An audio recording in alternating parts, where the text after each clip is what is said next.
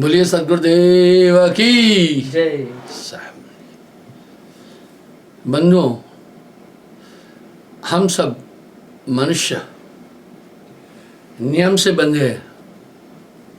हर जगह नियम है। आप देखें तो घर में भी तो नियम है, विद्यालय पढ़ने जाते हैं वहाँ भी नियम है, और सड़क पर चलते वहाँ भी नियम है, कीप लेफ्ट। जीवन के पूरे क्षेत्र में नियमों से हम बंधे हैं। आइए, साहब ने भक्ति के नियम के विषय में भी बोला है, आज उस पर विचार करते हैं। अनादि, अनूप, अजर, अमर, अभय सच्चिदानंद स्वरूप, निर्मल, निर्विकार, निराकार नहीं बोल रहे, निर्विकार, जिसमें विकार नहीं है, सर्वज्ञ, सब जानने वाला, सर्वशक्तिमान, जो महान प्रभु है, उसके अतिरिक्त और किसी की उपासना नहीं करना। एक शब्द में कई बार दोहरा चुका हूं। दुनिया के अंदर दो नास्तिक हैं।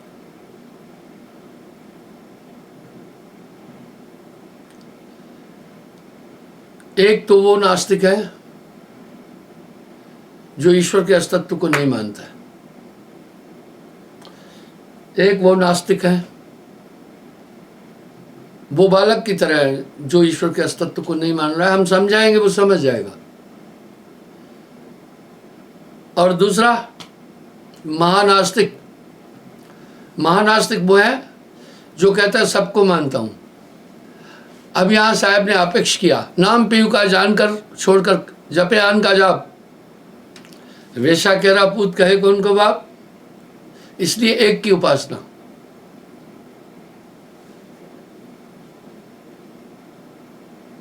गुरु परमात्मा की साकार मूर्ति है, बात ही उन्होंने विराम लगा दिया। अलग पुरुष की आरसी, संतन केरी देह, अलग पुरुष की आरसी, संतन केरी देह, लखा जो चाहे अलग को तो इन्हीं में लख ले। अलग पुरुष की आरसी, संतन केरी देह। एक जगह कबीर साहब ने अपनी वाणी में एक बात कही, मेरे को मुंह नहीं है, मैं संतों के मुंह से खाता हूं। वाह!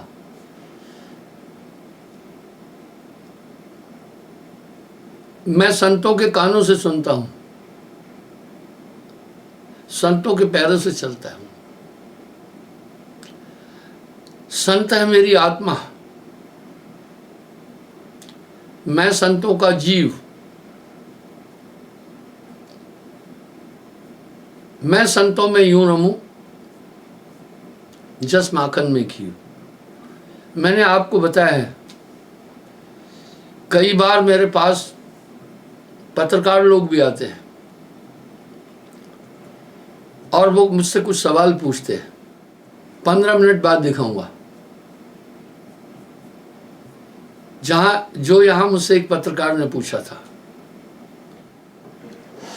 कोई आकर कहता है आप इसको नहीं मानते, आप इसको नहीं मानते। मैं कहता भैया हम सबको मान रहे हैं यार, किसको नहीं मान रहे हैं? आप किसी के घर में जाते हैं,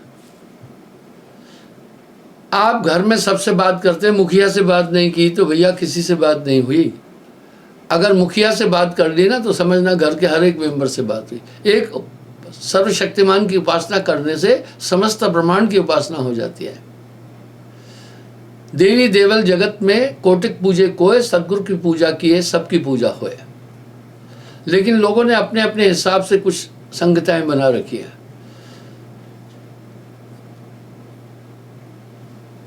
गुरु के वचन और अपने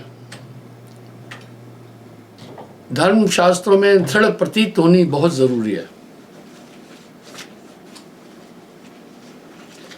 और गुरु की सेवा तन मन धन से सत्कार द्वारा उस निर्विकार महाप्रभु की उपासना करनी योग्य है। वाह! यानी अलग पुरुष की आरसी,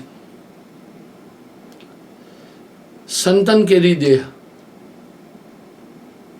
लखा जो चाहे अलग को इन्हीं में लख ले। संपूर्ण संसार के प्राणी मात्र को अपने तुल्य मानना है। जीव न मारो बापरा सब कहे के प्राण, ये बहुत बड़ी उपासना है जो आपको नियम दिया है। मैं इस पर आगे बोलूंगा आपके साथ में। ये बहुत बड़ी भक्ति है और सभी प्राणियों का हित सोचना है। मुझे आश्चर्य होता है, मनुष्य का जो मस्तिष्क है वो हाथी से भी बड़ा है, इसलिए वो बहुत बुद्धिमान है दिमाग से, इसलिए संसार पर राज्य कर रहा है। मुझे किसी ने कहा कि डॉल्फिन की इंसान से भी बड़ी बुद्धि होती है। मैं बोला भैया बात सुन, अगर डॉल्फिन की ऐसी बुद्धि है ना इंसान से भी बड़ी, तो दिल्ली के तख्त पर डॉल्फिन बैठी हुई होना था, ठीक है। वो सब उनके पास संसाधन उतने नहीं है मनुष्य के पास जितने साधन है। आप देखते हैं अब एप्पल वालों ने आईफोन 4 से लेकर 13 प्रो मैक्स तक बनाया। क्यों? उसमें एप्लीकेशंस ज़्यादा दिए, उनमें ज़्यादा क्षमताएं दे दी है, तो इस अच्छे कैमरे दे दिए। इसी प्रकार से मैं ये बोलना चाह रहा हूँ कि मनुष्य तन इस तरह अबाक और अनिर्वचनीय हैं। देवता भी जब इस शरीर को प्राप्त करने के लिए आकांक्षी हैं, तो फिर इसके बाद बोलना क्या है? सुर दुर्लभ मानव तन पाया, श्रुत प्राण सदग्रंथन गाया, साधन धाम मोक्ष कर द्वारा, ये न पाए परलोक सवारा। तो ये मानव तन को आप साधारण न समझें, और ये मिला है सिर्फ उसी की प्राप्ति के लिए। इसके दोनों पहलू है समझना। जहाँ तक तन का सवाल है, तन ये तन विष की बेलरी। अब आप कंफ्यूज हो जाएंगे, ये तन विष की बेलरी। आप कहेंगे एक तरफ तो ये ऐसा कह रहे हैं कि ये दुर्लभ है, धन भाग जगी रे मानुष देह मिली रे मिली। इसके दोनों पहलुओं की तरफ आप चिंतन करें ना। मनुष्य के पास बड़ी असीम क्षमता है। तो बंधुओं, इस तरह ये मानव तन दुर्लभ है, और आपने मनुष्य ने सभी में एक आत्मा को देखना है। यह आत्मा सपश्यति सपश्यन्ति। जब इंसान को हम दुख देते हैं बड़ा परेशान हो जाता है, इतने बड़े मस्तिष्क के बाद। जीव जंतु, कुत्ते बिल्ले, जीव जंतु, चाम चिगर और उस अपना कृमकोटि, इन बेचारों को तो थोड़ा भी कष्ट बहुत हो जाता है। ये तो पहले ही भोग योनि में, इनको तो कष्ट देना ही नहीं है, किसी भी कीमत में कष्ट नहीं देना है, मारना भी नहीं है। जीवन तो सबको प्रिय है ना। जीव न मारो बापरा सब कहे के प्राण, हत्या कबो न छूट सी कोट सुनो तुम प्राण।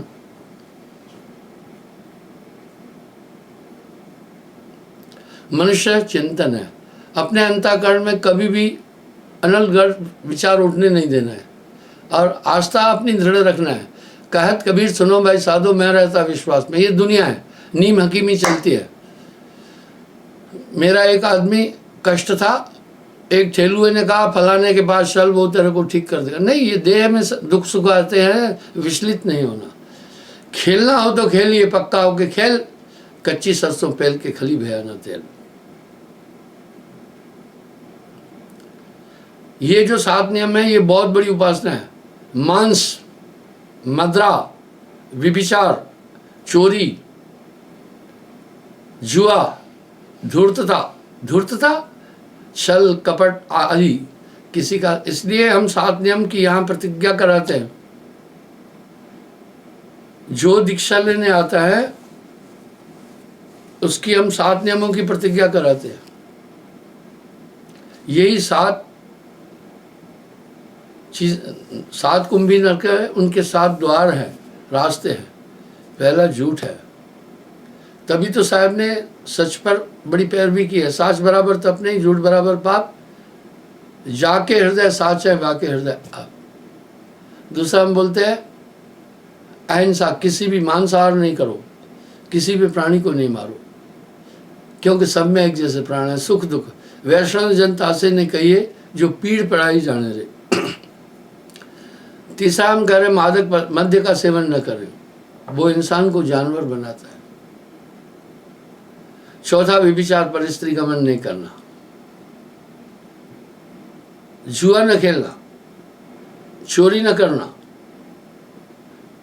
और धूर्तता यानी ठगी, बेईमानी, छल कपट नहीं करना। ये सबसे बड़ी उपासना है। हमें प्रभु तक जाने से पहले अपना अंतःकरण शुद्ध करना है। आप देखो, जिस पानी के ऊपर काई है ना, उस पर सूर्य का प्रकाश जल में नीचे नहीं पहुंच पाता है, काई अवरोध कर देती है। इस तरह जब तक विषयों से ये दिल दूर हो जाता नहीं, तब तलक साधक बेचारा चैन सुख पाता नहीं। इसलिए अंतःकरण को शुद्ध रखना है हमेशा, और पकड़ कर नाम का झाड़ू सफा कर हुज्र ए दिल को। अंतःकरण की शुद्धि का सबसे बड़ा सुमरण प्रभु का साधन प्रभु का सुमरण है। वाह, सुमरण से अंतःकरण सफा हो जाएगा। इसलिए ये सुमरण नहीं भूलना। जब तब संयम साधना सब सुमरण के माँ, कबीर जाने संत जन सुमरण सब कुछ ना है।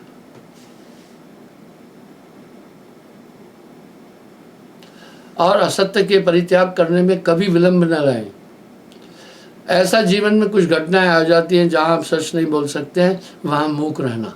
उदाहरण के लिए एक कसाई अगर गाय को काटने के लिए दौड़ रहा है, गाय समझ गई भाग रही है, आपने देखा गाय बाएं तरफ गई, कसाई आपके पास आकर पूछता है गाय किधर गई, आप मूक रहना, आप इशारा नहीं करना इधर गई।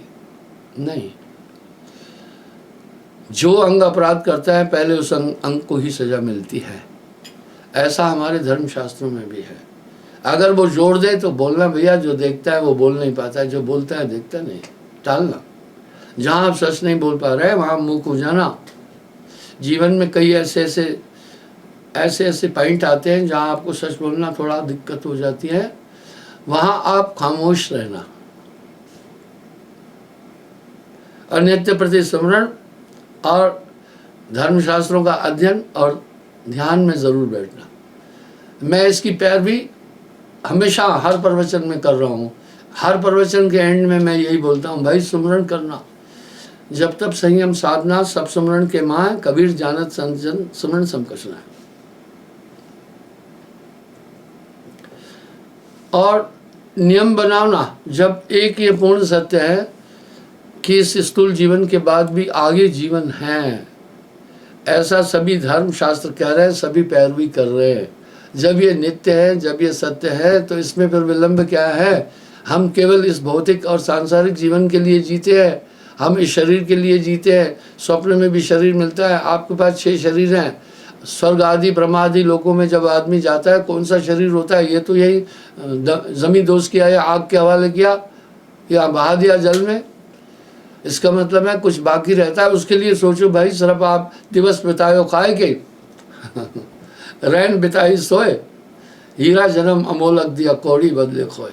सिर्फ इसमें अपना पूरा जीवन नहीं लगाना। इन्हीं चीज़ों में जन्म तेरा बातन बीत गया, तूने कबहू न नाम जपो। आखिर में फिर इन्हीं चीज़ों में घूमते रहोगे। कबीर सुमरण सार है, दूजा सवै असार। चिंता तो सतनाम की और न चितवे दास, जो कुछ चितवे नाम बिन वही काल के पास। यहाँ भाव ये आपको ये नियम बताने का, क्योंकि ये नियम सीढ़ी है। जब भी हम ऊंचाई पर जाते हैं तो पायदान की जरूरत पड़ती है। साहब ने जितनी सत्य की पैरवी की है ना, उतना किसी चीज की नहीं की। साज बराबर तप नहीं, वाह ये बहुत बड़ी तपस्या है। झूठ बराबर पाप, जाके हृदय साच है, बाकी हृदय आप। और ध्यान में बैठने के लिए क्यों कह रहा हूं, जैसे आदमी दूरबीन लगाता है, दूर से सब कुछ दिखता है। दूर की वस्तुओं को देखने का हमारे पास आयाम है एक, दूरबीन। कुछ खुरदूरबीन भी है, जो वैज्ञानिक है खुरदूरबीन से आकाश गंगा तक देख लेते हैं, जबकि इन आंखों की इतनी क्षमता नहीं है। सुमरण से आपके अंदर क्षमता बहुत बढ़ जाएगी। गुरु के ध्यान से आपके अंदर बहुत बड़ी क्षमता बढ़ती जाएगी, और ये आपको प्रत्यक्ष नहीं दिखेगी, लेकिन फलित होकर समय पर आपको दिखेगी कि आपको सुमरण बदल देगा। नाम के रे प्रताप ते भय आन के आन। साहिब की वाणी में भैया वजन है बहुत। आप इन चीज़ों को ध्यान दो। अब कुछ समय तो निर्धारित करो ना भैया। आपने अपने शरीर के पोषण के लिए पूरा टाइम निर्धारित किया है। आप नित्य नेम ज़रूर कर रहे हैं, आप दातुन कुल्ला ज़रूर कर रहे हैं, शौच आदि ज़रूर कर रहे हैं, स्नान ज़रूर कर रहे हैं, और अपना भोजन साजन समय पर ज़रूर खा रहे हैं। बाकी अन्य धन उपार्जन के संसाधन भी आप समयबद्धता से करते हैं। एक चीज़ को छोड़ दिया, सुमरण छोड़ दिया। मन है आपको ये हमेशा संसार में उलझाने का प्रयास करेगा। आप मन से हमेशा सावधान रहना। सोवत जागत धर धर मारे, ये सोते जागते हर पल आप पर हमला कर रहा है। इसलिए भैया इससे थोड़ा हमेशा सावधान रहो। और नाम ने जपस कवन दंड लागा, मर जइबो का करब अभागा। अरे भैया नाम नहीं जपा, कौन सा इसमें बहुत बड़ा परिश्रम था, मर जाओगे, अब आगे क्या करोगे, साहब कह रहे हैं। गोस्वामी जी भी तो यही कह रहे हैं, कहो कहिए, वाह। भजन कौन प्रयासा, नहीं जप योग, जब नहीं जप योग न तप उपासा। कौन सा बहुत बड़ा प्रयास है। और सहज मार्ग जो साहब ने कहा वो सुमरण ही तो है, क्या उसमें कोई ज़्यादा आपको कष्ट उठाना नहीं है। और सभी साधनाएं भी सुमरण के अंदर आ जाती है, सभी ज्ञान इसमें, सभी तप इसमें आ जाते हैं। जब तप संयम साधना सब सुमरण के माँ। कबीर जाने संत जन सुमरण सम कुछ ना। इसलिए आदत तो बनाओ ना, आपको फिर पता चलेगा ना। बच्चा जब स्कूल में जाता है तो पहले भैया वो प्ले वे में पहुंचता है, वहाँ उसको धीरे धीरे शौक होता है। और जैसे जैसे शौक होता है और थोड़ा थोड़ा वो चुपके से चोरी से उसको एजुकेशन भी देते जाते हैं। खिलौने उन्होंने रखे ज़रूर है, पर उनका मंतव्य सिर्फ खेलना नहीं, खेलना तो घर में भी है ना। उन खिलौनों के बीच में खेलते खेलते भी उनको थोड़ा थोड़ा उठना बैठना आचार संहिता सिखा देते हैं। इसी तरह आप ज़रूर सुमरन में बैठे हैं। मैं साकार उपासना का भी खंडन नहीं कर रहा हूँ, क्योंकि जैसे प्ले है वैसे ही है। हम न किसी धर्म की का खंडन कर रहे हैं, न किसी बरादरी का खंडन कर रहे हैं। विवाद उत्पन्न करना हमारा लक्ष्य नहीं है। बस हम सबकी खैर चाहते हैं। कबरा खड़ा बाजार में सबकी मांगे खैर, ना काहू से दोस्ती ना काहू से पैर। तो बंधुओं थोड़ा सा सुमरन की तरफ अपने मन को झुकाओ, ये नहीं जाएगा उधर। इसकी मैं पर इसको लगाओ वहाँ ना। पहली बार बच्चा स्कूल जा रहा था, उस सुकृत, वो बड़ा रो रहा था, बोला जाना ही नहीं है। दूसरे दिन जब आया तो कह रहा था मैं बिल्कुल नहीं जाना है, क्योंकि मैं वहाँ थक जाता हूँ, मम्मा भी वहाँ नहीं है, रो रहा था। 4-5 दिन बाद जब उसका थोड़ा भाव लगा, अब खुद तैयार होकर कहता है स्कूल जाना है। जिस दिन छुट्टी होती है उस दिन भी कहता है स्कूल जाना है। वाह, आप सुमरन की हैबिट तो डालो ना थोड़ी सी, आपको मज़ा तब आ जाएगा ना। किसी चीज़ को चखा तभी तो उसके स्वाद का आभास होगा। इस तरह वाह, सुमरन से सुख होता है। साहब ने कोई शब्द अनर्गल बोला ही नहीं है। आप जैसे सुमरन करेंगे आपको आंतरिक शांति जैसे प्राप्त होती जाएगी, आप अनुभव करेंगे ये तो बहुत ज़रूरी था, ये तो मेरे जीवन के लिए ज़रूरी था। वाह, दोनों चीज़ मिल जाएगी। सुमरन से सुख होता है, सुख होता है, सुमरन से दुख जाए, ना से रोग हरे सब पीड़ा। तो भैया को अस मूड जाए न सुहाई। गोस्वामी जी कह रहे हैं वो तो बड़े बेवकूफ़ है जिन्हें परमात्मा का सुमरन अच्छा नहीं लगता है।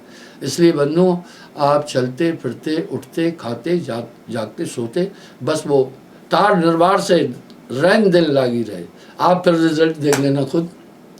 फिर तो आप ऐसा करेंगे, सब काम छोड़कर कहेंगे मुझे सुमरन करना ही करना है, क्योंकि जब तब संयम साधना सब सुमरन के माँ। अभी मैं आपको एक इंटरव्यू दिखाऊंगा, आप उसे ज़रूर देखिएगा। यहाँ आते हैं लोग तरह तरह के, अभी भी मैं पता है बड़ी मुश्किल से टाइम पर पहुँच पाता हूँ इधर। न जाने कितने लोग बंदगी के लिए आए, कोई मृतक की फ़ोटो ले आया, कोई बीमार को लाया, किसी कोई व्हील चेयर पर लाता है। और मैं सहज हूँ, सबसे बातचीत करता रहता हूँ। मैं कई बार एक बात बोल चुका हूँ, मैं एक वेल ऑर्गेनाइज संस्था का सदस्य हूँ। 24 साल सेना में नौकरी की। अगर मुझसे कोई पूछे कि सरकारी संस्थाओं में सबसे वेल ऑर्गेनाइज और शिष्ट कौन है, मैं सैनिक कहूँगा। वो हर दशा में आदेश का पालन करता है। तो वहाँ समयबद्धता को प्राथमिकता दी जाती है। मुझे अफसोस है कि मैं अनचाहे चाहते हुए भी समयबद्धता नहीं कर पाता हूँ लोगों के कारण से। जहाँ भी जाता हूँ लोग अपनी समस्याएं बोलते हैं, मैं उनको कहता हूँ थोड़ा सुमरन कर, थोड़ा सुमरन, बहुत सुख। अभी मैं यहाँ से प्रोग्राम देकर निकलूँगा, मुझे अभी खोड़ जाना है, वहाँ मेरा प्रोग्राम है। यहाँ से काफ़ी दूर है, 2 घंटे लगेंगे। मैं जल्दी पहुंचना चाहूँगा, लेकिन मुझे रास्ते में भी लोग घेर लेते हैं। यहाँ तक होता है, मैं सहज हूँ, मेरी गाड़ी रोक करके भी रास्ते में समस्या बोलते हैं, कोई गुरु गाड़ी नहीं रोकता है। मैं लोगों से दरख्वास्त करूँगा कि आप जब ज़रूरी काम है वो बोले ना, और एक बार बोले ना, बार बार नहीं बोले, फिर ऐसे स्वभाव चीख हो जाता है, चिढ़ आती है, वो न करें। और जब किसी को भी काफ़ी आदमी ज़्यादा वो फेडअप करेंगे तो वो चिड़चिड़ा हो जाता है। मैं उम्मीद करूँगा इसको ध्यान देंगे। और आप अभी मेरा एक इंटरव्यू भी सुनना, और आपसे ये आज पुनः भी कहूँगा कि आप ज़रूर यहाँ सेवा में आया करें। इस समय हम व्यस्त हैं, आगे 2 महीने हमारे यहाँ बड़े विशाल प्रोग्राम हैं 2, तो उसके लिए हमारी तैयारी चल रही है। और गर्मी का मौसम भी है, वो ज़रूरी है। अभी हम एक विशाल पार्किंग को बनाने की कोशिश कर रहे हैं, क्योंकि गाड़ियाँ आती है हमारे यहाँ, बहुत लोग आजकल गाड़ियाँ बहुत लोगों के पास है और पार्किंग की व्यवस्था नहीं है। मैं काफ़ी कीमती ज़मीन खरीद कर एक पार्किंग बनाना चाहता हूँ। लोग फिर कुछ झगड़ा करते हैं, कुछ कहते हैं रास्ते में क्यों गाड़ी खड़ी किया। अब वो बेचारे दूर दूर से आते हैं, तो पार्किंग की तैयारी उसमें हम फिर फिलिंग करेंगे, अच्छी तरह से पार्किंग बनाएंगे ताकि आपकी गाड़ियाँ ठीक रहे। जैसे माँ क्या करती है, जब बालक जन्म लेने वाला होता है ना, उसकी गुदड़ी बना लेती है, पहले उसके कपड़े बना लेती है, उसकी पूरी तैयारी करती है। हमें भी संगत बढ़ती जा रही है, आपकी तैयारियां करनी पड़ती है।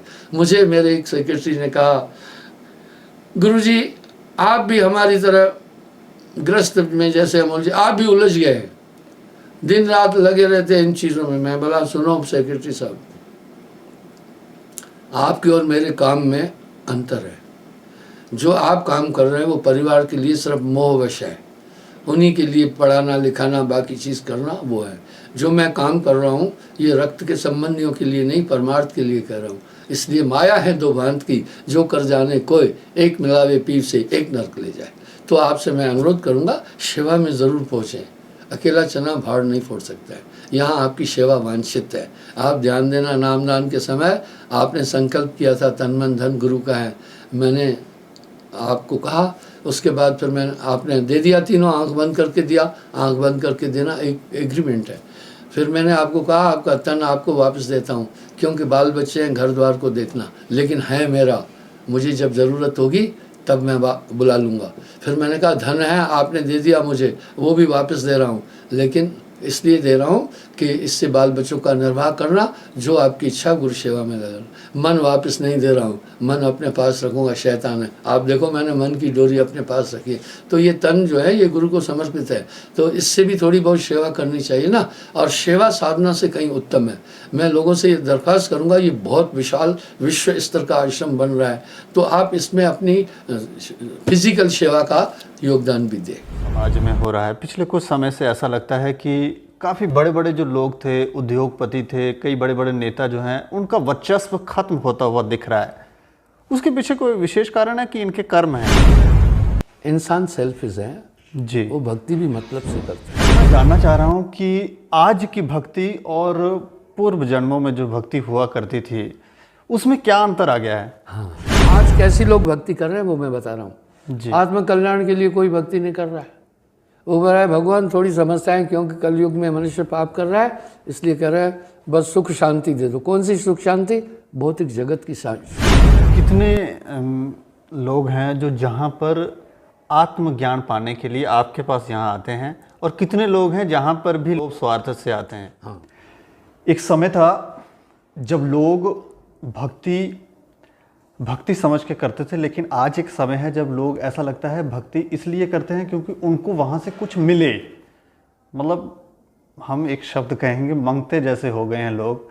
इसके पीछे कारण क्या है वो जानने की कोशिश करेंगे, चर्चा करेंगे। चर्चा करने के लिए हमारे साथ साई बंदगी के स्वामी संत श्री मधु परमहंस जी हैं हमारे साथ। साहिब जी आपका बहुत बहुत धन्यवाद। अच्छा, मैं जानना चाह रहा हूँ कि आज की भक्ति और पूर्व जन्मों में जो भक्ति हुआ करती थी, उसमें क्या अंतर आ गया है? हाँ, बड़ा यूनिक क्वेश्चन है। भक्ति चार तरह के लोग करते हैं जी। पहला अर्थ यानी पीड़ित, जिसको बहुत रोग है, असाध्य, वो अपनी ताकत से, अपने उपक्रम से, अपनी औषध से उसका निराकरण नहीं कर पाया, प्रभु की शरण में जाता है जी कि मेरे रोग को काटो। उसका एक ही मतलब है, बीमारी काटो। यही प्रश्न जो आपने मुझसे कहा, अर्जुन ने वासुदेव कृष्ण से पूछा जी, हे जनार्दन आपको कितने प्रकार के लोग भजते हैं? वासुदेव कृष्ण ने कहा है अर्जुन मुझे चार तरह के लोग भजते हैं। प्रथम आर्त, जो भयंकर बीमारियों से ग्रसित है, उसका उपचार नहीं हो पा रहा है, वो प्रभु की शरण में जाता है, प्रभु मेरा कल्याण करो। दूसरा, अर्थ को चाहने वाला इंसान सेल्फिश है जी, वो भक्ति भी मतलब से करता है। वो चाहता है धन धाम मिले, इसलिए वो गणेश जी की उपासना करता है, सर्व कार्य सिद्धक है। यानी कहा है अर्जुन, वो अर्थ को चाहने वाला, वो चाहता है मुझे धन मिले, जी उस धन से मैं कंफर्ट लाइफ जीऊं। तीसरा, यश को चाहने वाला, वो चाहता है दुनिया मुझे जाने। चौथा, जिज्ञासु, जो आत्मा का ज्ञान चाहता है। हे अर्जुन, इस तरह 4 तरह के लोग मुझे भजते हैं। अर्जुन ने प्रश्न किया, हे भगवान, आपको 4 तरह के लोग भजते, अर्थ को चाहने वाला, पैसा चाहने वाला, जी, यश को चाहने वाला, और जिज्ञासु, आत्मज्ञान वाला। चारों में कौन प्रिय है? बोला, हे अर्जुन, यूं तो मुझे चारों प्रिय है, मुझे किसी भी दृष्टिकोण से जो भजता है वो प्रिय है, पर जिज्ञासु अति प्रिय। अब यहाँ वासुदेव कृष्ण ने क्या कहा? अति प्रिय। आपका प्रश्न है आज कैसी लोग भक्ति कर रहे हैं, वो मैं बता रहा हूँ। आत्म कल्याण के लिए कोई भक्ति नहीं कर रहा है, वो बोल रहा है भगवान थोड़ी समस्याएं, क्योंकि कलयुग में मनुष्य पाप कर रहा है, इसलिए कह रहा है बस सुख शांति दे दो। कौन सी सुख शांति? भौतिक जगत की सुख शांति मिलती है। जी। दूसरा, यश चाहने वाले हैं, वो कर रहे हैं भक्ति, जिज्ञासु नहीं मिल रहे हैं। वातावरण बदल गया, हम ऐसे परिप्रेक्ष्य में जी रहे हैं। प्राचीन काल में बाकी ये ताम झाम नहीं थे, कथाएं होती थी, कीर्तन होते थे, प्रवचन होता था और सब चीज़ें होती थी, प्रभात फेरियाँ होती थी, इसलिए जिज्ञासु लोग थे। पर वर्तमान में जिज्ञासु लोग नहीं हैं, बहुत कम है, रियर हैं, सिर्फ अर्थ चाहने वाले, यश चाहने वाले, रोग वाले। कितने लोग हैं जो जहाँ पर आत्मज्ञान पाने के लिए आपके पास यहाँ आते हैं, और कितने लोग हैं जहाँ पर भी लोभ स्वार्थ से आते हैं? हाँ, बड़ी अच्छी बात है। मेरे पास सिर्फ 10% जिज्ञासु लोग आते हैं। सिर्फ 10%? सिर्फ 10%। 90% कुछ तो वैसा की दृष्टि से आते हैं, कुछ भूत प्रेतों से परेशान आते हैं, कोई अन्य चीज़ों से परेशान आते हैं। पर हम यहाँ क्या कर रहे हैं? उनकी ये सब चीज़ें के बाद भी इनको फिर जिज्ञासा की तरफ ले चल रहे हैं। अर्थ ये है कि एक बार आओ सही, फिर हम आपको ले चलेंगे। जी हाँ, जी हाँ। 4 परार्थ ही कम कमाही, कहे कबीर कोई बूझत नहीं, काम धर्म अर्थ मोक्ष चारों मिल जाते हैं। हालांकि मैं आपको एक चीज़ बताता हूँ, मैं बीमारों को नमस्कार करता हूँ, जो भूत प्रेतों से ग्रसित है उनको भी नमस्कार करता हूँ। मेरे पंथ की नींव पहले यहाँ पर ये थी कि कुछ प्रेत बाधा वाले लोग ठीक हुए, जिज्ञासु नहीं थे। उन्होंने प्रचार किया, भाई हमारी जनानी को भूत था, वहाँ जाकर ठीक हो गए। हालांकि न मैं तांत्रिक हूँ, न मैं ओझा हूँ, मेरे पास तो प्रभु का नाम है। तो उससे काफ़ी लोग आए। फिर मैं सत्संग देते उनको प्रवचन करते करते उनके अंदर ईयरनेस्ट जिज्ञासा का सृजन कर दिया। तो इस तरह से ये कार्य है मेरा। अब इस समय जो समाज में हो रहा है, पिछले कुछ समय से ऐसा लगता है कि काफ़ी बड़े बड़े जो लोग थे, उद्योगपति थे, कई बड़े बड़े नेता जो हैं, उनका वर्चस्व खत्म होता हुआ दिख रहा है। उसके पीछे कोई विशेष कारण है कि इनके कर्म हैं? सबसे पहली बात बताना चाहता हूँ, भारत में एक त्रासदी आ गई। दुनिया के अंदर सबसे ज़्यादा मिडिल क्लास भारत में था। जी। पूरे वर्ल्ड में, पूरे अब्रॉड में घूमता, पूरे वर्ल्ड में। इसलिए इन्वेस्टमेंट का सबसे बेहतरीन सेंटर वर्ल्ड का इंडिया है। जी। डेंसिटी ऑफ पॉपुलेशन बहुत ज़्यादा है यहाँ। इस कारण से क्या हुआ, कुछ वर्तमान में आर्थिक ढांचा बहुत डगमगा गया। मैं किसी राजनीतिक पार्टी से हूँ ही नहीं जी, किसी भी कोण से नहीं हूँ। मैं इनकी दोस्ती भी हानिकारक मानता हूँ, दुश्मनी भी। जी। वजह सुनो, कुछ पंथ थे जिनकी कुछ पंथों से दोस्ती थी, कुछ पंथ थे जिनकी राजनेताओं से दोस्ती थी। जब वो राजनेता चले गए, दूसरे है, भारत में प्रावधान ही ऐसा है, तो उन्होंने उनको चुनना शुरू कर दिया कि कौन सा पंथ, कौन सा मत किस राजनीतिक दल से जुड़ा था। जी। उसी के कारण से कुछ ऐसे ऐसे महात्मा हुए जो आज जेल में बैठे हुए हैं। ये राजनीतिक कुछ चीज़ें थी। जी इसलिए मैं राजनीति से किसी भी कोण में नहीं जुड़ा हूँ। जी दूसरा, लोग मुझसे आकर पूछते हैं कि महाराज हम वोट किसको दें। मैं बोला ये नहीं पूछना, इसका नाम है मताधिकार, यानी अपनी मत। आप देखो, आप लोकल हैं, जिसको आप, मैं यहाँ से ये फरमान नहीं करने वाला हूँ आप इस पार्टी को वोट, गलत है जी ये सोलाने गलत है। आप धर्म क्षेत्र में हैं, धर्म क्षेत्र अलग है, राजनीति अलग है। राजनीति में साम दाम दंड भेद चालू चलते, और संतत्व की धारा में सत्य ही है। इसलिए मूस बुलाई एक संग कहो कैसे रह जाए। लेकिन इनका वर्चस्व क्यों खत्म हो रहा है अब? हाँ, इनका वर्चस्व धीरे धीरे, आज तो अगर आप किसी को कहेंगे ना गुरुजी के पास चलो, आपको तंज कसेंगे, आपको उदाहरण देंगे, फलाना राम कहाँ बैठा है, फलाना पाल देखो कहाँ बैठा है, उसने क्या क्या किया, फलाना बाबा कहाँ बैठा है, फलाना स्वामी कहाँ बैठा हुआ है। जी इसलिए आदमी हिचक रहा है, क्योंकि वर्चस्व, आपने वर्चस्व पर बात की। आज से जब ये महान भाव जेल में पहुंचे, उनसे पहले की बात बता रहा हूँ।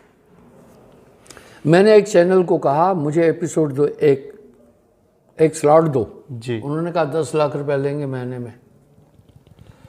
और फिर उन्होंने कहा पहले आपके हम जो एपिसोड हैं उनको चेक करेंगे, काबिल है या नहीं है। काफ़ी कंडीशंस रखी जी और 10 लाख में देने की सक्षमता नहीं थी, गरीब लोग जुड़े हैं, नहीं दे पाए।